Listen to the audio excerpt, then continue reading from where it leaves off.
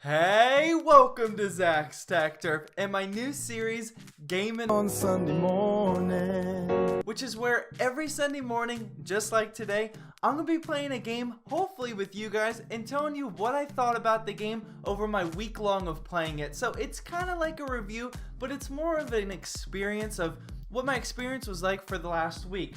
So last week, as you guys know, we went over Line of Sight, which was a free-to-play first-person shooter. It wasn't as good as I wanted it to be. I really wanted that game to take off and be awesome, especially with the whole esport thing, but I just don't see that there's that much potential with it. So this week, we're checking out, oh my god, what's it called? Elder Scrolls Legend. I can't believe I forgot what it was called. Anyway, Elder Scrolls Legends, which is their new Elder Scrolls game in the series, but it's a card game. So as a card game, you can really tie in the entire story to it because it's so easy. All you need is voice acting and some good art, and boom, you have the Bethesda Elder Scroll experience. So we're gonna jump right into this. The first thing that I want to tell you guys about that I forgot last week was, you know, I'm sipping on some coffee. I think this is Dunkin' Donuts coffee. Make sure you guys let me know in the comment section what you're sipping on this week. I really love the whole thing that we do on Weekly Download when you guys tell me what you're drinking. So make sure you grab some coffee or whatever you want, and let's play some Elder Scrolls Legends. So before jumping into my experience with this game, I want to let you guys know the first link in the description is going to be my website for Sunday morning gaming, or gaming on a Sunday morning, which is where I'm putting my entire review in written form. So if you don't want to watch me in this like Twitch style video, make sure you just go and read that if that's how you rather consume the content. So what is Elder Scrolls Legends? Well, it's a trading card game that's a lot like Hearthstone. Now, I know there's tons of trading card games out there, and Hearthstone didn't really make anything up.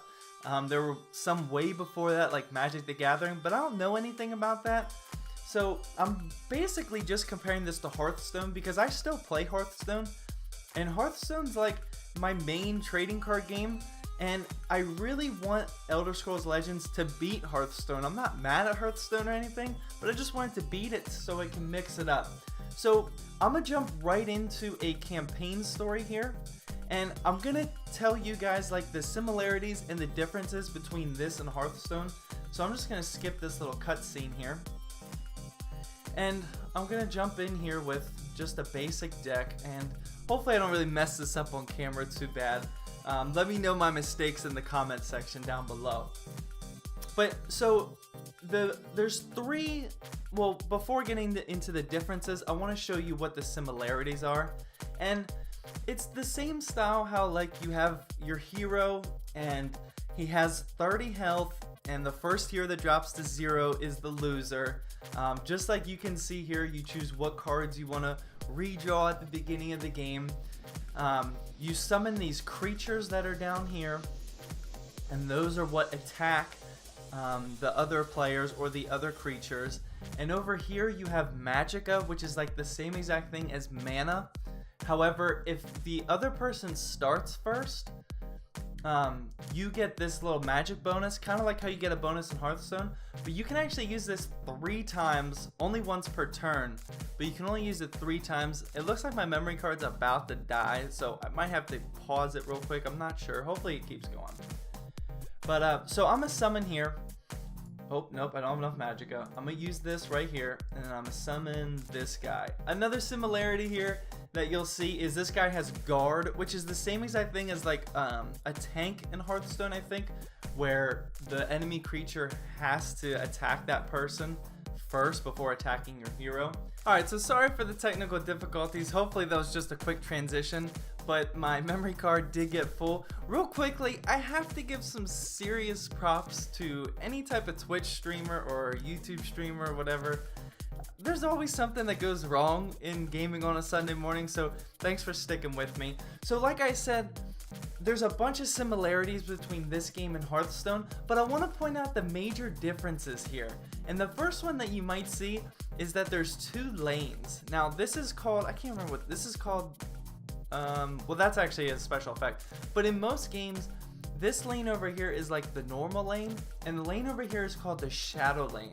Now the normal lane is pretty normal, but the lane over here, the shadow lane, is kind of like when you summon creatures with stealth in Hearthstone, where whenever I summon a creature over here, he can't be attacked until the next turn after I summoned him, which is really cool.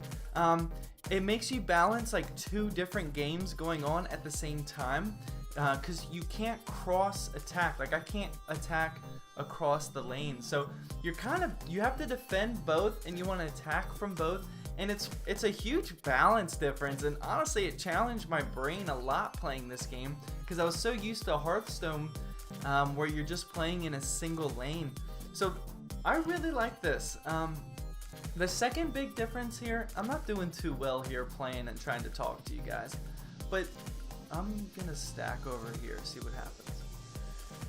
Now, the second big difference between this and Hearthstone is the prophecy and the rune system, which I'm such a big fan of. As you can see down here, every 5 health that your hero loses, a rune breaks. Now what happens, you'll see it right here. So this rune broke, and then I draw a card. So, and there's another one, because he's dominating me right now.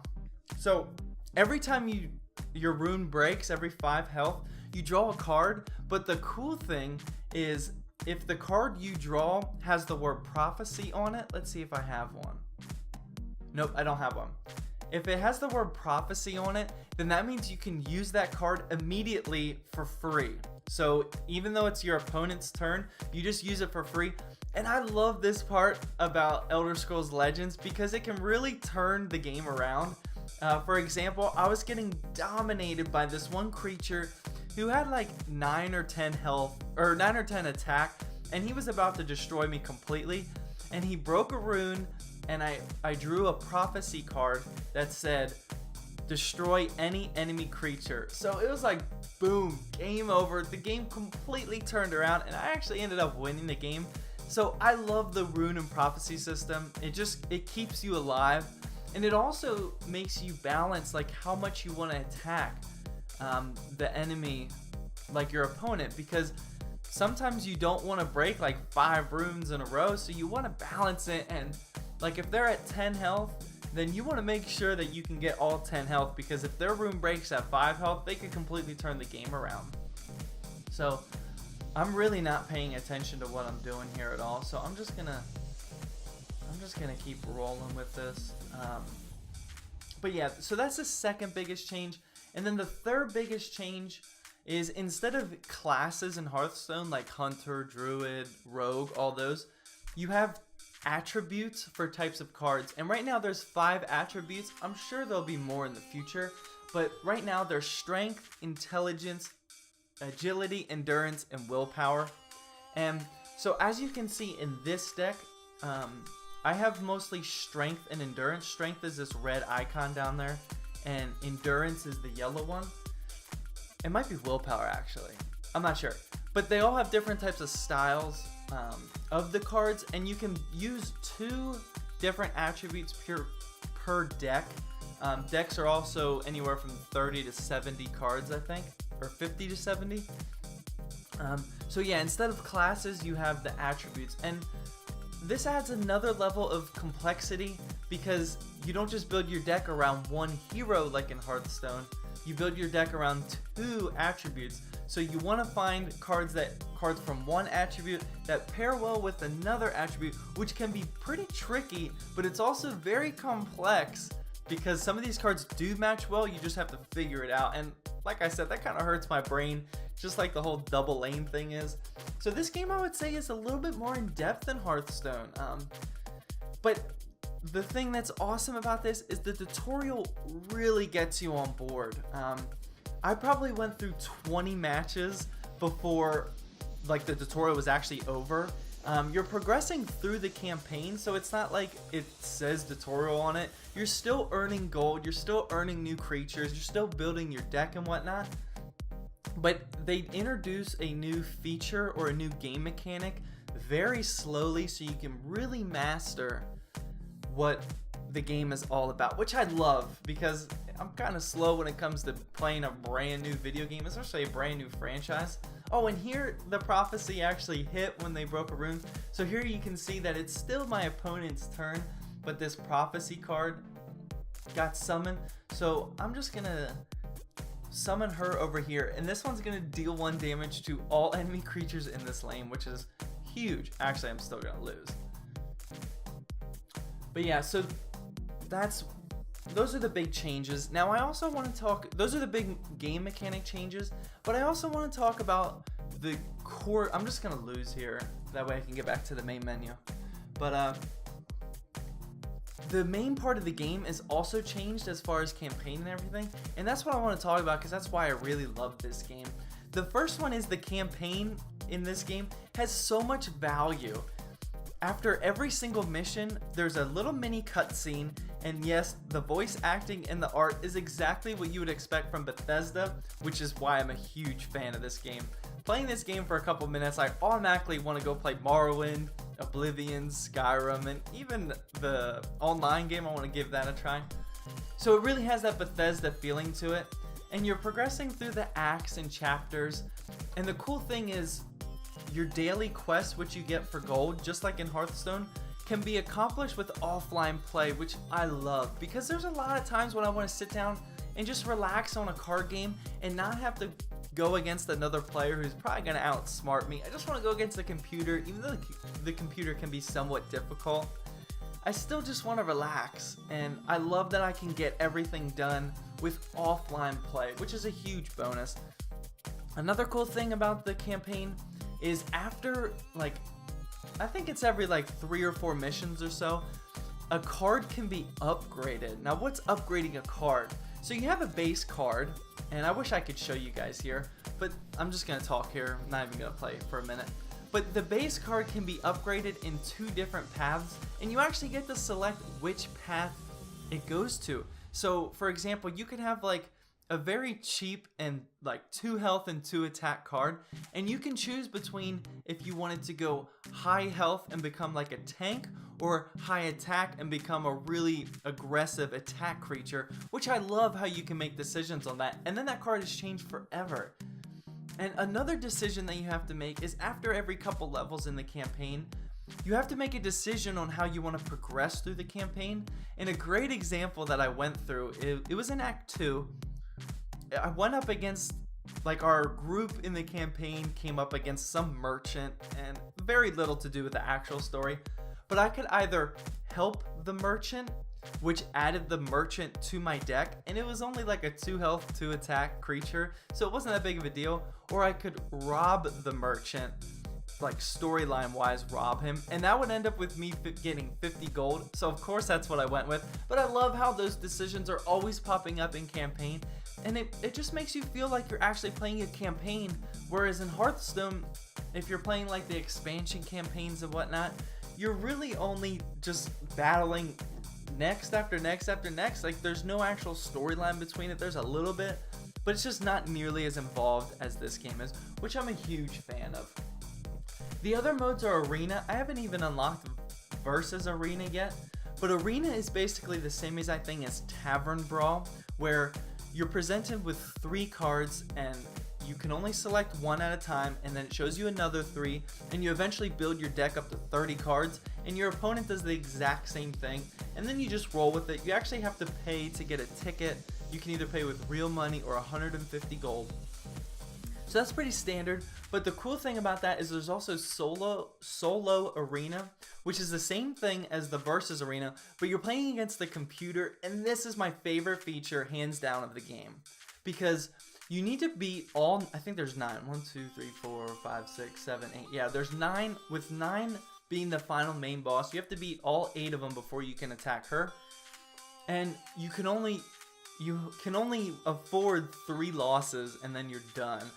But the most important part about this is it saves your progress. As you can see, I just jumped in here and I still have 2 wins, which I love, because sometimes I want to play this, but then sometimes I want to jump out and go back to the campaign, or I want to log off and come back the next day and whatnot. It saves your progress, which I'm a huge fan of. This is great for people like me that have a very short attention span, because there's no way I would be able to play 9 games in a row. I mean, that just would never happen. So I love that they did this. And then finally, the last mode right now is just the normal PvP. It's called Play, and this is where you get ranked against, like, you have a world ranking. You play against other people like your ranking, that have a similar ranking, I mean. And that's pretty standard. I haven't even actually jumped into that. I'm having a lot of fun with the campaign and the solo arena right now, so I'm a huge fan of that. And then finally, there's Gold, which is pretty much the same concept as Hearthstone. As you can see, I have 220 gold, and what you can do is you can buy packs, just like any other trading card game probably ever invented. I actually went to the wrong screen here. And each pack costs 100 gold, I believe. I'm gonna try and pull it up here. See, there I have 3 packs I can open. I'll actually open up a pack for you guys just to show you the animations and whatnot. So you get 6 cards, and then you can see what rarity they are. So these are all normal, I think. Oh no, that one's blue, and that one's blue. So same thing here. And then here you can see that the different attributes I get. I actually got only agility, and this one's either willpower or endurance. I can't really remember which one that is. But so that's what that looks like. You can also, like you would expect, buy all of these with real money, which I'm not a huge fan of. I don't like how you can just jump into this game and spend $100 and pretty much get like all the packs in the world. However, I do see that the developers need to make money off this game, and you can buy every single thing in this. You can buy every single pack with in-game gold, so it's not a huge deal. It's not pay to win, it's just pay to progress way faster, I guess. So like here you can see I'm buying 1 pack for 100 gold, purchase complete. Now you can also buy other things, like there's an expansion coming up, which I'll talk about in just a minute. You can buy the arena tickets for $2. They also cost 150 gold. I think I said that.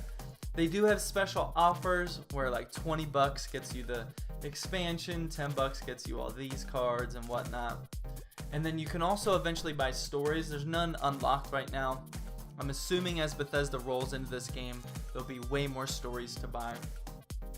So that's pretty much it for Elder Scrolls Legends. I love the gameplay changes, and the most important part is, do the changes warrant you trying this over Hearthstone? Because Hearthstone is by far the most popular online trading card game.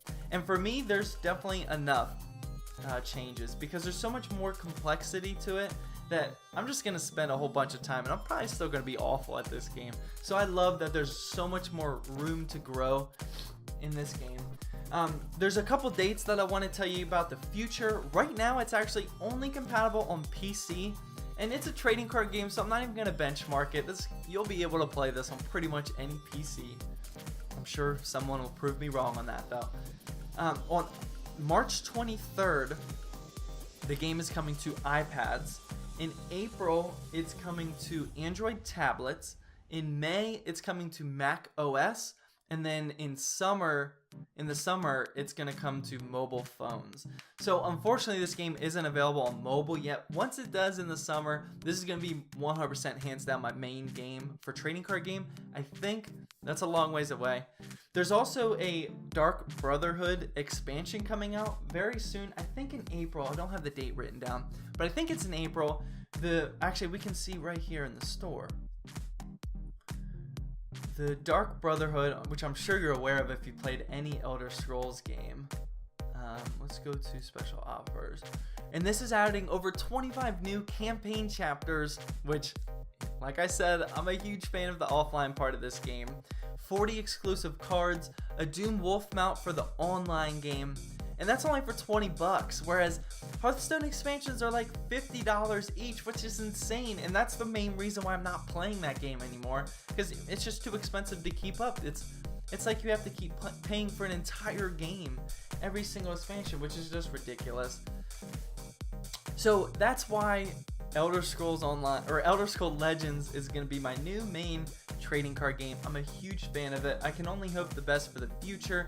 We need to get more players on here. The player base is really good, but it's not like Hearthstone good yet. Make sure you guys let me know what you want to see me play next I would consider this, if we're keeping score, at 2-1. I think Soda Dungeon that I reviewed the very first week did awesome. The second one, Line of Sight, wasn't that good, and now this one is my favorite game that we've done so far, and I'm gonna keep playing it. And I'm also still playing Soda Dungeon like I said I would. So just a reminder, my entire written review is the first link in the description for Sunday Morning Gaming. Make sure you guys check that out. Make sure you guys check out my sponsor, OP Seats, if you want to buy an awesome seat like that. The best gaming chair for the money, hands down. And that's pretty much it. I hope you guys enjoyed this video. Please drop a like down below to help support my channel. And as always, thank you for watching. And please subscribe for more Zach's Tech Turf videos.